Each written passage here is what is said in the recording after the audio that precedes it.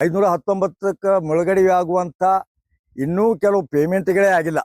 519ಕ್ಕೆ ನೊಂದಂಥ ಸಂತ್ರಸ್ತರಿಗೆ ಅವ್ರು ಏನು ಬೇಕು ಬೇಡಗಳದಾವ ಅವನ್ನೆಲ್ಲ ಸುಸಜ್ಜಿತವಾಗಿ ಅವ್ರಿಗೊಂದು ಮೆಟ್ಟಿಗೆ ಹಚ್ಚಿ ಆಮೇಲೆ ನೀವು 524ರದು ಕಾರ್ಯವನ್ನು ಮಾಡ್ಬೇಕಂತ ಇಲ್ಲಿ ಎಲ್ಲರೂ ಒತ್ತಾಯ ಇದೆ.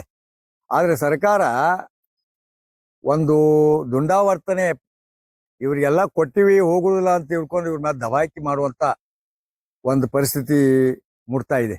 ಇದು ಈ ರೀತಿ ಆದ್ರೆ ಇದು ಮಾನವೀಯ ಮೌಲ್ಯವುಳ್ಳಂತ ಸರ್ಕಾರ ಅನ್ಸೋದಿಲ್ಲ. ಪ್ರತಿಯೊಬ್ಬರು ಸರ್ಕಾರ ವಿರುದ್ಧ ಹೋರಾಡೋ ತಾಕತ್ತು ಇರುವುದಿಲ್ಲ. ಅದಕ್ಕೆ 519ಕ್ಕೆ ಏನಾದವು ಅವನ್ನೆಲ್ಲ ಪರಿಪೂರ್ಣವಾಗಿ ಮೊದಲು ನೀವು ಪೇಮೆಂಟ್ ಮಾಡಿಸ್ರಿ, RC ಸೆಂಟರ್ ಮಾಡ್ರಿ. 519 ಅಂಡರ್ದೊಳಗ ಸಂತ್ರಸ್ತರು ಯಾರಾದ್ರೆ ಎಲ್ಲರಿಗೂ ಅವ್ರಿಗೆ ಇದರ ಲಾಭ ಪಡೆದಿರ್ಬೇಕು. ಇದು ಮುಳುಗಡೆ ಸಂತ್ರಸ್ತರದ್ದು ಅವ್ರ ಪ್ರಯೋಜನ ಪಡೆದಿರ್ಬೇಕು. ಅದಾದಾಗ ಮಾತ್ರ ಒಂದು ಇದಕ್ಕೆ ಶಾಶ್ವತ ಪರಿಹಾರ ಸಿಗುತ್ತೆ. 519 ಪೇಮೆಂಟ್ ಮಾಡಲಾರ್ದ ಏನಾದ್ರು 524 ನೀವು ಏನಾದ್ರು ಕಾರ್ಯ ಮಾಡಕ್ಕೆ ಹೋದ್ರೆ ಎಲ್ಲ ಜನರು ರೊಚ್ಚಿಗೆದ್ದಾರ.